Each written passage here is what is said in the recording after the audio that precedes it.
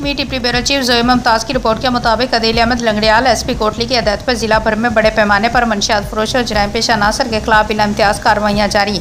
थाना police city Kotli की मंशियात फरोश और जराइम पेशा अनासर के खिलाफ ज़बरदस्त कार्रवाई। 30 बोतल आला क्वालिटी शराब, चरस और लाखों रुपये मालियत का चोरी शुदा सामान बरामद। मुलजमान गिरफ्तार। चौधरी मेहदी खान इंस्पेक्टर एसएचओ थाना पुलिस सिटी कोटली ने हमरा शुजात अली, मलिक फैसल, अजात मेहताब, एएसआई शहजाद अहमद, फ़रख जावेद, तफ्तीशी अफसरान मोहम्मद बोस्तान, डीएफसी मोहम्मद सुफियान राजा, कांस्टेबलान की कार्रवाइयाँ। पहली कार्रवाई में मुलजिम हमजा वाल्द चौधरी मारूफ कौम गुजर कौम साकन अवली नक्याल हाल कोटली को गिरफ्तार करके मुलजिम के कब्जे से 30 बोतल शराब आला क्वालिटी बरामद की गई।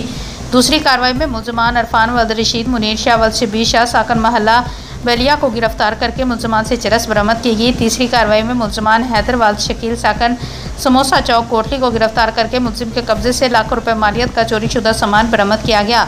मुलजमान के खिलाफ मुकदमा दर्ज करके तफ्तीश का आगाज़ कर दिया गया है। मज़ीद अहम इंकशाफात मुतवक्के।